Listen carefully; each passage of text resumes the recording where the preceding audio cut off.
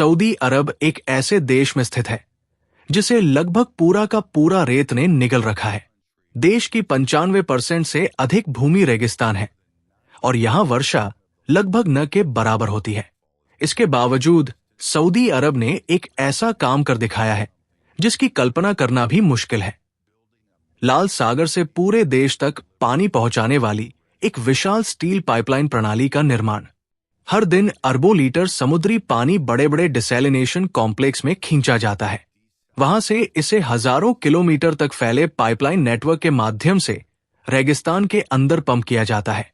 समुद्र से पानी को देश के अंदर तक पहुंचाना अपने आप में एक अद्भुत इंजीनियरिंग उपलब्धि है, लेकिन खारे समुद्री पानी को पीने, खेती और उद्योग के लिए उपयुक्त मीठे पानी में बदलना ही वो काम है जिसके कारण सऊदी अरब को दुनिया भर में सम्मान मिलता है। तो आखिर स्टील की ये अदृश्य नदी कैसे बनाई और संचालित की जाती है? आइए मैंड्रिन टेक के साथ इस सवाल का जवाब जानते हैं। सऊदी अरब की आबादी 3.7 करोड़ से अधिक है और इसकी लगभग पूरी आबादी इस्लाम धर्म का पालन करती है। सबसे उल्लेखनीय बात यह है कि आबादी का बड़ा हिस्सा लाल सागर के तट और फारस की खाड़ी के आसपास घनी आबादी वाले क्षेत्रों में रहता है। इसके विपरीत देश का विशाल आंतरिक भाग लगभग निर्जन रेगिस्तान है। सऊदी अरब के पास वो संसाधन है जिसकी दुनिया सबसे अधिक इच्छा रखती है, तेल। लेकिन प्रकृति कभी किसी देश को सब कुछ नहीं देती। देश की धरती के नीचे 40 ट्रिलियन लीटर से अधिक तेल होने के बावजूद सऊदी अरब को हर एक बूंद मीठा पानी तैयार करने के लिए अरबों डॉलर खर्च करने पड़ते हैं। औसत वार्षिक वर्षा 100 मिलीमीटर से भी कम है, जबकि गर्मियों में तापमान अक्सर 45 डिग्री सेल्सियस से ऊपर चला जाता है। इन परिस्थितियों में जीवित रहने के लिए सऊदी अरब ने एक राष्ट्रव्यापी जल पाइपलाइन नेटवर्क तैयार किया। इस नेटवर्क में उच्च क्षमता वाले कार्बन स्टील पाइप इस्तेमाल किए जाते हैं, जो तेल और गैस उद्योग में इस्तेमाल होने वाले पाइपों के समान होते हैं। पाइपलाइन निर्माण की लागत औसतन लगभग 30 लाख अमेरिकी डॉलर प्रति किलोमीटर होती है। इसमें बूस्टर पंपिंग स्टेशन और अत्याधुनिक डिसैलिनेशन प्लांट शामिल नहीं होते, जिनमें से प्रत्येक की लागत करोड़ों डॉलर तक हो सकती है। लेकिन ये पाइपलाइन पानी लाती कहां से है? इसके लिए सऊदी अरब लगभग असीमित स्रोत की ओर देखता है, समुद्र का पानी।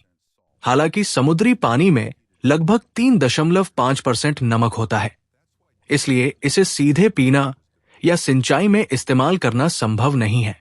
इसी समस्या को हल करने के लिए डिसैलिनेशन तकनीक विकसित की गई, जिसने सऊदी अरब को उपयोग योग्य पानी की लगभग असीमित आपूर्ति हासिल करने में मदद की। पाइपलाइन लाल सागर के किनारे स्थित विशाल डिसैलिनेशन प्लांटों से पानी लेकर आती है। ऐसा एक प्लांट हर दिन 70 लाख लीटर समुद्री पानी को पीने योग्य पानी में बदल सकता है और इसके लिए बहुत अधिक ऊर्जा की आवश्यकता होती है। किसी लंबी दूरी की जल पाइपलाइन के निर्माण का पहला चरण पाइपों का निर्माण है। पाइप आमतौर पर उच्च क्षमता वाले कार्बन स्टील से बनाए जाते हैं, जो तेल और गैस पाइपलाइनों में इस्तेमाल होने वाले स्टील के समान होते हैं। इन्हें लगातार पंपिंग दबाव, भूमिगत स्थापना के दौरान होने वाले यांत्रिक प्रभाव और रेगिस्तान के अत्यधिक तापमान में होने वाले बदलावों को सहन करने के लिए बनाया जाता है। आयताकार स्टील प्लेटों को पहले से निर्धारित आकार में काटा जाता है। इतना बड़ा आकार रखा जाता है कि उन्हें लगभग 1.8 मीटर व्यास और लगभग 25 मिलीमीटर मोटी दीवार वाले गोल पाइप में बदला जा सके। इसके बाद इन प्लेटों को मल्टी एक्सिस रोलिंग मशीन में डाला जाता है। मशीन के रोलर स्टील को धीरे धीरे चरणबद्ध तरीके से मोड़ते हैं, जब तक कि दोनों किनारे आपस में मिल नहीं जाते। इस तरह एक पाइप ब्लैंक तैयार होता है, जो अगले चरण यानी लंबवत वेल्डिंग के लिए तैयार होता है। वेल्डिंग पूरी होने के बाद पाइप को एक सीधी जल कूलिंग लाइन से गुजारा जाता है, जिससे वेल्ड सीम का तापमान कम किया जाता है। इसके बाद स्टील पाइप के सभी किनारों और कोनों को सावधानी पूर्वक ग्राइंड किया जाता है, ताकि अतिरिक्त धातु और खुरदरे किनारों को हटाया जा सके और पाइप की ज्यामितीय सटीकता सुनिश्चित हो। पाइप के दोनों सिरों पर बेवल किए हुए किनारे तैयार किए जाते हैं, जिससे जॉइंट कनेक्शन के समय बेहतर संपर्क सतह मिल सके। प्रत्येक पाइप सेक्शन आमतौर पर लगभग 12 मीटर लंबा होता है। ये लंबाई इतनी होती है कि कुल वेल्डिंग जॉइंट कम रहें और साथ ही पाइप को परिवहन करना भी व्यावहारिक रहे। ये डिजाइन पाइपों को तेजी से जोड़ने, दबावरोधी सील बनाए रखने और लंबे समय तक संरचनात्मक मजबूती बनाए रखने में मदद करता है। तैयार पाइपों को खुले स्टोरेज यार्ड में ले जाया जाता है, जहां उन्हें अलग अलग बैचों में रखा जाता है और लॉजिस्टिक्स तथा ट्रैकिंग के लिए स्पष्ट रूप से चिन्हित किया जाता है। इसके बाद पाइपों को फॉकलिफ्ट या क्रेन की मदद से विशेष परिवहन वाहनों पर लादा जाता है और मजबूती से बांधा जाता है ताकि यात्रा के दौरान उनमें विकृति न आए। अंततः इन पाइप सेक्शनों को सैकड़ों किलोमीटर दूर निर्माण स्थल तक पहुंचाया जाता है, जहां उन्हें सीधे पाइपलाइन के मार्ग पर आपस में वेल्ड किया जाता है। स्थापना प्रक्रिया पाइपलाइन मार्ग के किनारे बनाए गए बड़े स्टेजिंग यार्ड से शुरू होती है। यहां तैयार स्टील पाइपों को व्यास, लंबाई और स्थापना क्रम के अनुसार व्यवस्थित किया जाता है। इंजीनियर अंतिम दृश्य निरीक्षण करते हैं और पाइप की सीध, कोटिंग की स्थिति और पहचान चिन्हों की जांच करते हैं। स्टेजिंग क्षेत्र का सही संगठन लगातार काम बनाए रखने, देरी कम करने और रेगिस्तान की कठिन परिस्थितियों में गलतियों को रोकने के लिए बेहद महत्वपूर्ण है। इसी दौरान सर्वे टीम रेगिस्तान के पार पाइपलाइन का सटीक मार्ग निर्धारित करती है। जीपीएस सिस्टम, टोटल स्टेशन और इलाके के डेटा की मदद से पाइपलाइन की दिशा जमीन पर स्टेक और दिखाई देने वाले पेंट से चिन्हित की जाती है। इस प्रक्रिया से यह सुनिश्चित होता है कि पाइपलाइन सबसे स्थिर और प्रभावी मार्ग से गुजरे तथा कमजोर मिट्टी, खिसकती रेत और कटाव वाले क्षेत्रों से बचा जा सके। सैकड़ों किलोमीटर लंबी पाइपलाइन के लिए सही रूट निर्धारित करना लंबे समय की संरचनात्मक मजबूती के लिए बेहद महत्वपूर्ण है। खुदाई शुरू होने से पहले निर्माण क्षेत्र को साफ और समतल किया जाता है ताकि भारी मशीनें आसानी से काम कर सकें। पाइपलाइन के समानांतर अस्थायी सड़कें बनाई जाती है ताकि ट्रक, एक्सकेवेटर, वेल्डिंग मशीनें और अन्य सामग्री आसानी से पहुंचाई जा सके। रेगिस्तान में साइट की तैयारी में धूल नियंत्रण और रेत को स्थिर करने के उपाय भी शामिल होते हैं, जिससे दृश्यता और श्रमिकों की सुरक्षा बनी रहे। ये पूरे निर्माण कार्य को सुचारू रूप से चलाने के लिए एक महत्वपूर्ण चरण है। रूट अंतिम रूप से तय होने के बाद बड़े ट्रैक वाले एक्सकेवेटर चिन्हित मार्ग के साथ ट्रेंच खोदना शुरू करते हैं। ट्रेंच की चौड़ाई और गहराई बिल्कुल सटीक रखी जाती है ताकि पाइप को सही तरीके से रखा जा सके और बाद में बैकफिलिंग के लिए पर्याप्त जगह हो। निकाली गई मिट्टी को मौके पर ही अलग किया जाता है। उपयुक्त मिट्टी को बैकफिलिंग के लिए रखा जाता है, जबकि अनुपयुक्त मिट्टी को हटा दिया जाता है। ट्रेंच की गहराई और दिशा में एकरूपता बनाए रखना आवश्यक है ताकि पाइप स्थापित होने के बाद उसमें विकृति या मिसलाइनमेंट न हो। कुछ ऐसे क्षेत्रों में जहां पाइपलाइन खड़ी और पथरीली पहाड़ी जमीन से गुजरती है, वहां ठोस चट्टानों में ट्रेंच बनाने के लिए विस्फोटकों का भी उपयोग किया जाता है। नियंत्रित चार्ज लगाए जाते हैं और उन्हें निर्धारित क्रम में विस्फोटित किया जाता है ताकि चट्टान नियोजित मार्ग के अनुसार टूट जाए। इससे ऐसी गहरी और चौड़ी ट्रेंच बनाई जाती है जिसमें पाइप सुरक्षित रूप से बैठ सके, खासकर उन क्षेत्रों में जहां सामान्य मशीनों से खुदाई करना संभव नहीं होता। इस तरह अत्यधिक कठिन इलाकों में भी निर्माण जारी रखा जा सकता है और पाइपलाइन को जमीन के नीचे सुरक्षित तथा संरचनात्मक रूप से स्थिर रखा जा सकता है। खुदाई के बाद पाइप को सीधे ट्रेंच के तल पर नहीं रखा जाता।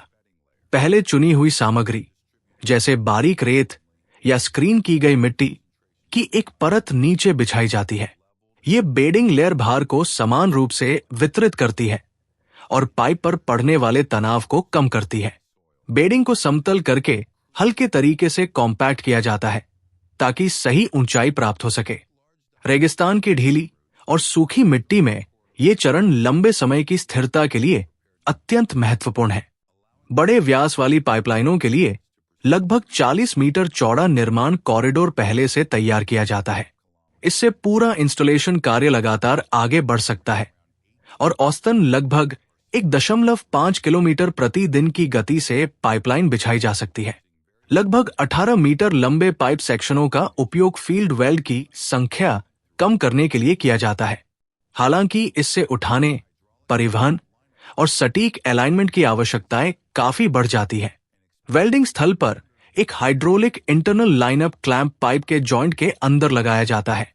ये क्लैंप 360 डिग्री ग्रिपिंग शूज की मदद से दोनों पाइप सेक्शनों को सही तरीके से एक सीध में पकड़कर रखता है, ताकि रूट पास वेल्डिंग के दौरान पाइप पूरी तरह संरेखित रहें। इसके बाद लगभग 80 कर्मचारियों और दर्जनों विशेष मशीनों की टीम द्वारा ऑटोमेटेड वेल्डिंग की जाती है। 42 इंच व्यास वाले पाइपों पर यह टीम एक दिन में 150 तक वेल्ड जॉइंट पूरा कर सकती है। वेल्डिंग के बाद प्रत्येक जॉइंट की ऑटोमेटेड अल्ट्रासोनिक टेस्टिंग की जाती है, ताकि पाइप के अंदर किसी प्रकार की दरार या अन्य दोष न रह जाए। इसके बाद फील्ड जॉइंट कोटिंग टीम सतह को अब्रेसिव ब्लास्टिंग द्वारा साफ करती है और multi component liquid epoxy coating लगाती है। ये कोटिंग पाइप को एक मजबूत और पूरी तरह सीलबंद सुरक्षात्मक परत देती है। इसके बाद पाइपों को साइड बूम क्रेन ट्रैक्टरों की मदद से ट्रेंच में उतारा जाता है। ये विशेष ट्रैक वाले वाहन बड़े व्यास वाली पाइपलाइनों के निर्माण के लिए बनाए जाते हैं। कई साइड बूम मशीनें पाइपलाइन के साथ क्रम से काम करती है। वे पैडेड स्लिंग और स्टील केबल की मदद से पाइप स्ट्रिंग को उठाती है, ताकि कोटिंग को नुकसान न पहुंचे। पाइप को जमीन से ऊपर समान रूप से उठाया जाता है और मशीनें ट्रेंच के साथ धीरे धीरे आगे बढ़ती है। ऑपरेटरों के बीच सटीक समन्वय आवश्यक होता है, ताकि पाइप मुड़े नहीं, घूमे नहीं या ट्रेंच की दीवारों से न टकराए।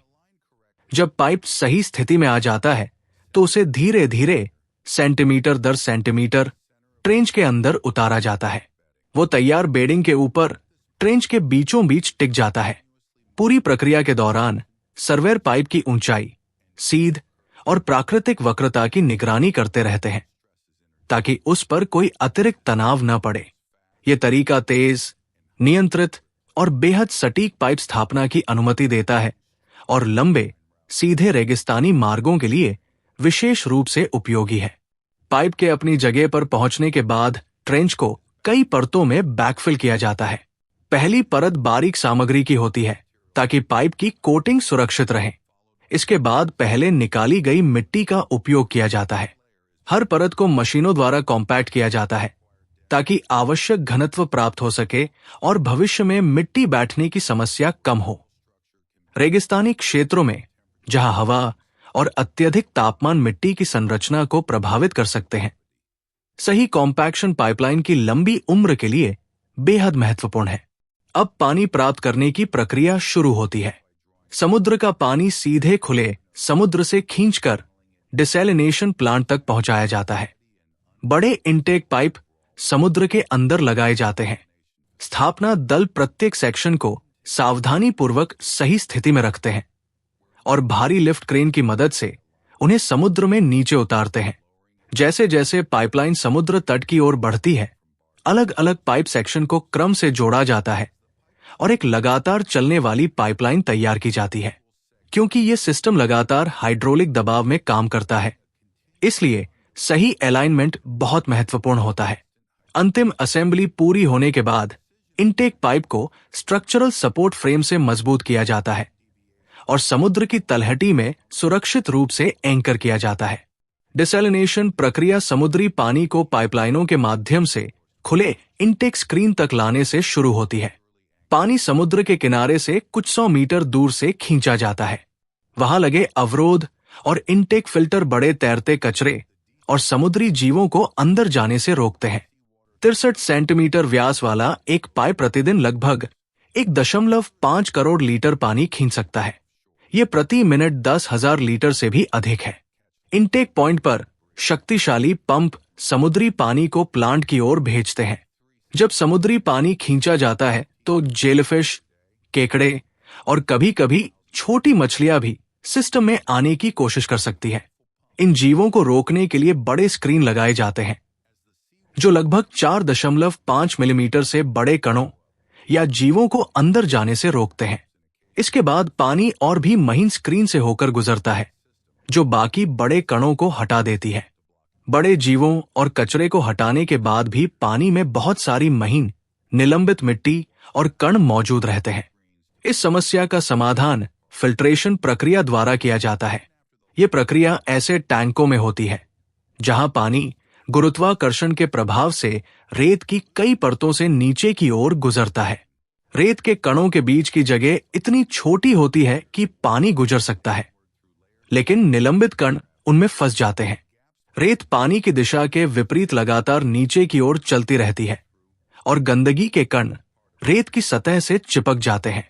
इस चरण के बाद पानी पहले की तुलना में काफी साफ दिखाई देता है, लेकिन उसमें अभी भी बहुत छोटे छोटे सूक्ष्म कण मौजूद होते हैं।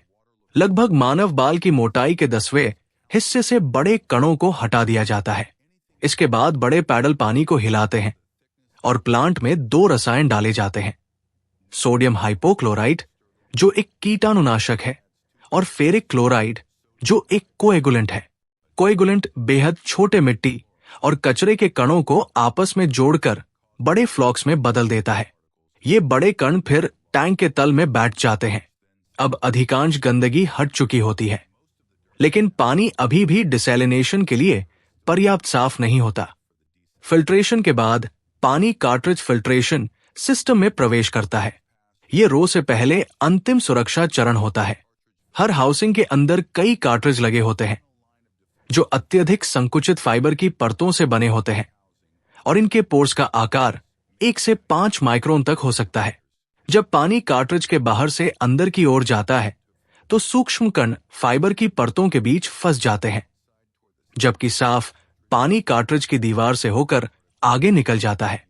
जब कोई कार्ट्रिज पूरी तरह गंदगी से भर जाता है तो इंजीनियर उसे निकालकर नया कार्ट्रिज लगा देते हैं ताकि सिस्टम अधिकतम दक्षता से चलता रहे।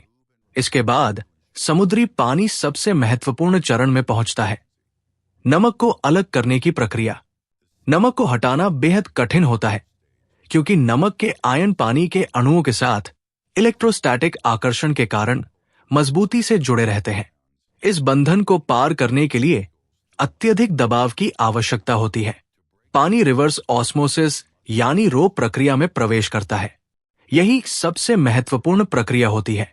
सिद्धांत सरल है। प्राकृतिक ऑस्मोटिक दबाव से अधिक दबाव लगाया जाता है, जिससे पानी एक बेहद महीन रो मेम्ब्रेन से होकर गुजरता है, जबकि नमक और अन्य अशुद्धियां पीछे रह जाती है। इस दबाव को पैदा करने के लिए प्लांट में उच्च क्षमता वाले सेंट्रीफ्यूगल पंप लगाए जाते हैं। पंपिंग सिस्टम का प्रत्येक भाग एक विशेष दबाव चरण को नियंत्रित करता है और कई चरणों के दौरान दबाव धीरे धीरे बढ़ाया जाता है। अंतिम चरण तक पहुंचते पहुंचते दबाव लगभग 60 बार हो सकता है, यानी सामान्य वायुमंडलीय दबाव से लगभग 60 गुना अधिक। यह दबाव पानी को नमक से अलग करने के लिए पर्याप्त होता है। रो की पहली प्रक्रिया के बाद पानी लगभग पूरी तरह नमक मुक्त हो जाता है, लेकिन इसमें अभी भी थोड़ी मात्रा में आयन और खनिज मौजूद रह सकते हैं, जिन्हें कुछ पीने के पानी के मानकों के लिए और हटाना आवश्यक होता है। इसलिए पानी को दूसरी रो स्टेज से गुजारा जाता है। यहां और भी महीन मेम्ब्रेन कम दबाव पर काम करती है और नमक हटाने की क्षमता को और बढ़ाती है। इस चरण में पानी की विद्युत चालकता बहुत कम स्तर तक पहुंच जाती है और बचे हुए आयन भी हटा दिए जाते हैं। इससे अत्यधिक शुद्ध पानी प्राप्त होता है, जिसे बाद में रिमिनोलाइजेशन या वितरण के लिए तैयार किया जाता है।